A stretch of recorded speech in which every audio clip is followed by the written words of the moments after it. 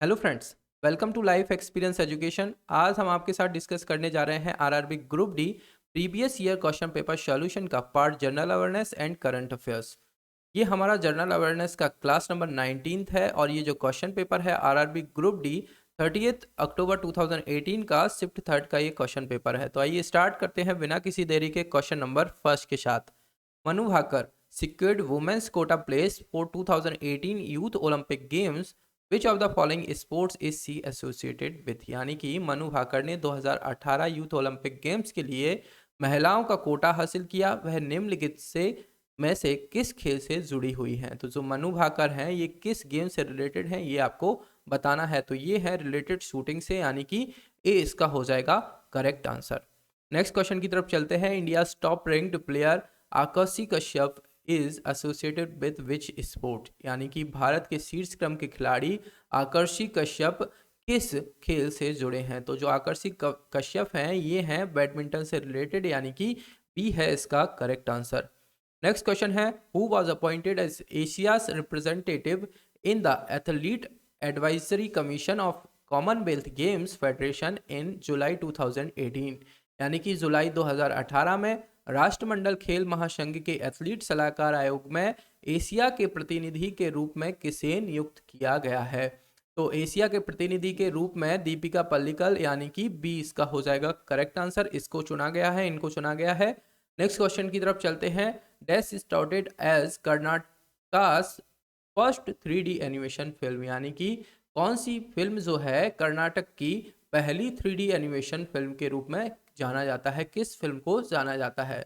तो जो स्लिक रिक है इसको जाना जाता है जो कर्नाटक की पहली 3D एनिमेशन फिल्म के रूप में, यानी कि डी इसका हो जाएगा करेक्ट आंसर। वहीं इंडिया की फर्स्ट 3D एनिमेशन फिल्म कौन सी है, तो ये है road side Romeo.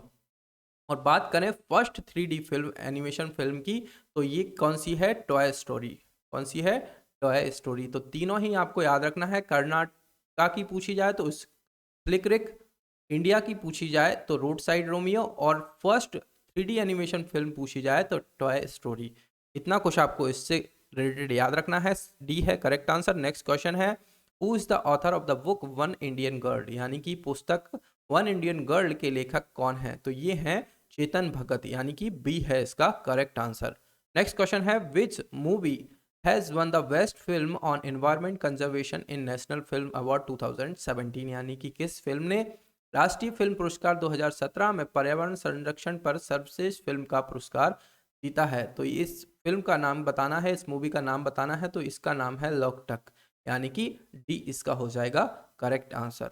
Next question की तरफ चलते हैं। Who amongst the following is the new president of south Africa, यानी कि निम्नलिखित में से कौन दक्षिण अफ्रीका का नया राष्ट्रपति है। तो ये अभी हैं सिरिल रामापोसा, ये हैं दक्षिण अफ्रीका के राष्ट्रपति, यानी कि सी इसका हो जाएगा करेक्ट आंसर। अब दक्षिण अफ्रीका यानी साउथ अफ्रीका के बारे में बात हो रही है, तो इसका कैपिटल क्या है, केप टाउन। केप टाउन इसका कैपिटल है। और इसके जो अभी प्रेसिडेंट हैं ये तो सिरिल रामापोसा ही हैं, और इसकी जो करेंसी है South African rand, South African rand इसकी करेंसी है। तो इतना कुछ आपको साउथ अफ्रीका से रिलेटेड याद रखना है। सी है करेक्ट आंसर। नेक्स्ट क्वेश्चन है विच union minister inaugurated the 2018 Asian Indian प्रवासी भारतीय दिवस, यानी कि किस केंद्रीय मंत्री ने 2018 एशियन भारत प्रवासी भारतीय दिवस का उद्घाटन किया है। तो ये किसने किया था, ये किया था नितिन गडकरी जी ने, यानी कि सी इसका हो जाएगा करेक्ट आंसर। नेक्स्ट क्वेश्चन है the present chief minister of Karnataka S D Kumaraswamy is from which political party, यानी कि कर्नाटका के वर्तमान मुख्यमंत्री एस डी कुमारस्वामी किस राजनीतिक दल से थे। तो ये जिस टाइम पूछा गया था उस टाइम के चीफ मिनिस्टर थे, और ये किस पार्टी से हुआ करते थे, ये थे जनता दल सेक्युलर से, यानी कि सी इसका हो जाएगा करेक्ट आंसर। और अब कर्नाटका के बारे में बात करें तो इसका कैपिटल क्या है, कैपिटल है बेंगलोर। बेंगलोर कैपिटल है। सीएम अभी प्रेजेंट टाइम पर कौन है, बीएस येदुरप्पा। गवर्नर है वजुभाई वाला। अब इससे रिलेटेड बात करें तो कर्नाटका में है अलमाटी बांध, और अलमाटी बांध किस नदी पर है? कृष्णा नदी पर। कृष्णा नदी पर है अलमाटी बांध। और कृष्ण राज सागर बांध किस नदी पर है? कावेरी नदी पर। तो ये दोनों आपको याद रखना है। साथ ही में फेमस डांस कौन से हैं? तो यक्षगण। यक्षगण ये कईयों बार पूछा गया है। यक्षगण किस राज्य से रिलेटेड है? ये कर्नाटका का फेमस डांस फॉर्म है। साथ ही में डोलू कुनीता भी कर्नाटका का फेमस डांस फॉर्म है। अब बात करें नेशनल पार्क की, तो Bandipur national park, Anshi, Nagarhole, Bannerghatta, Kudremukh national park यहाँ के काफी फेमस नेशनल पार्क हैं।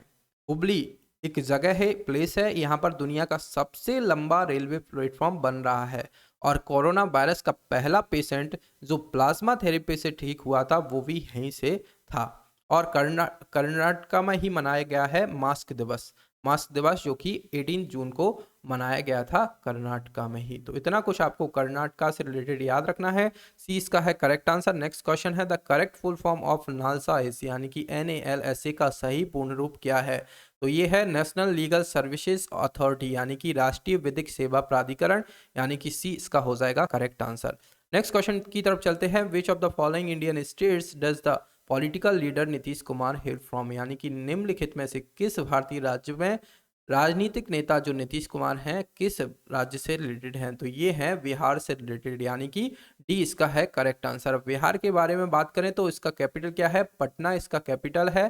फागू चौहान गवर्नर हैं और अभी प्रेजेंट टाइम पर सीएम कौन है? नीतीश कुमार ही इसके प्रेजेंट टाइम पर सीएम है। तो इतना कुछ बिहार से रिलेटेड याद रखना है। डी है करेक्ट आंसर। नेक्स्ट क्वेश्चन है in the 2014 Lok Sabha elections Narendra Modi was elected from which constituency, यानी कि 2014 के लोकसभा चुनाव में नरेंद्र मोदी किस निर्वाचन क्षेत्र से चुने गए थे? तो ये जो निर्वाचन क्षेत्र था वो था वाराणसी, यानी कि सी इसका हो जाएगा करेक्ट आंसर।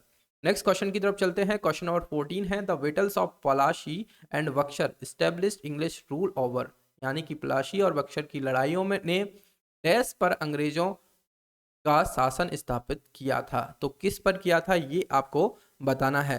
तो जो शासन स्थापित किया था ये किया था बंगाल पर, यानी कि सी इसका हो जाएगा करेक्ट आंसर। अब बात करें पहले तो बैटल ऑफ प्लासी के बारे में। तो बैटल ऑफ प्लासी यहाँ से इंडिया में एंट्री होती है किसकी? ब्रिटिशर्स की।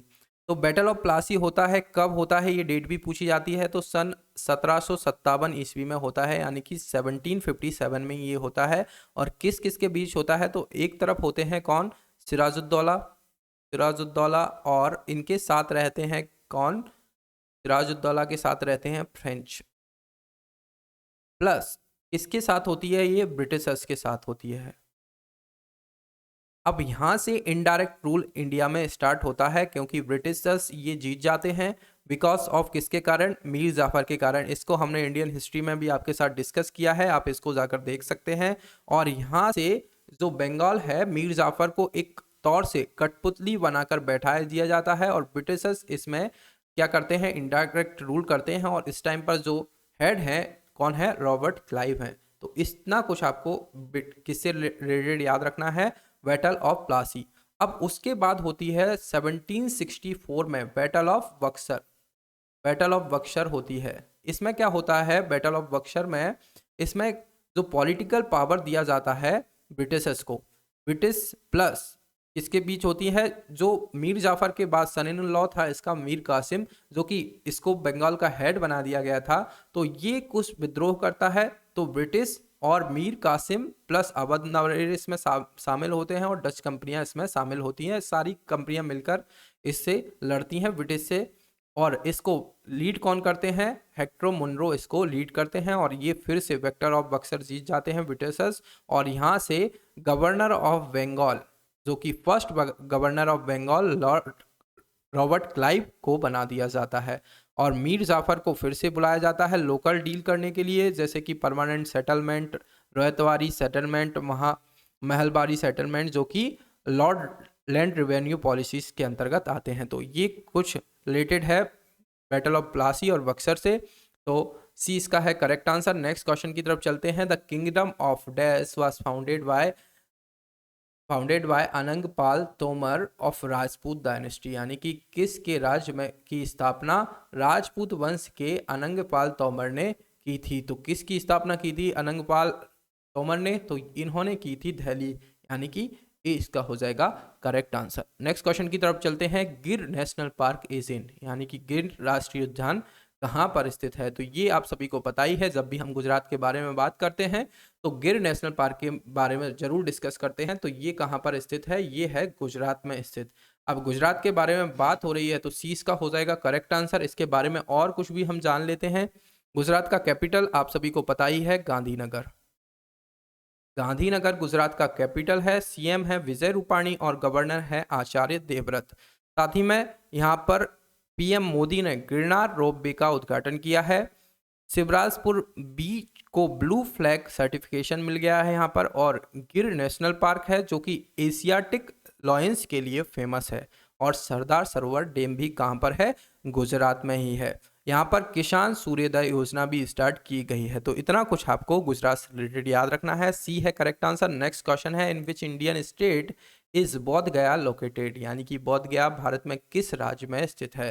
तो बोध गया है कहाँ पर? बिहार में स्थित, यानी कि बी इसका हो जाएगा करेक्ट आंसर। नेक्स्ट क्वेश्चन है, who was the first finance minister of independent India, यानी कि स्वतंत्र भारत के पहले वित्त मंत्री कौन थे? तो ये हैं आर के शनमुखम चेट्टी, यानी कि सी इसका हो जाएगा करेक्ट आंसर। स्वतंत्र भारत के पहले वित्त मंत्री के रूप में इन्होंने शपथ ली थी।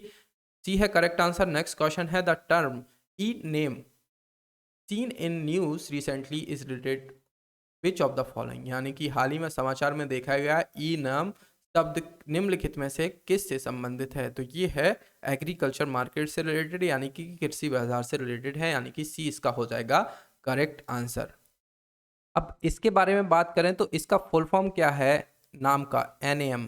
तो ये है नेशनल एग्रीकल्चर मार्केट। क्या है? National agriculture market. और इसका फॉर्मेशन कब हुआ है? 14 अप्रैल 2016, यानी कि 2016 में इसका फॉर्मेशन हुआ है। और इसके जो मेन पीपल हैं, मेन जो की पीपल हैं, ये कौन है? नरेंद्र सिंह तोमर, यानी कि यूनियन एग्रीकल्चर मिनिस्टर इसके की पीपल हैं।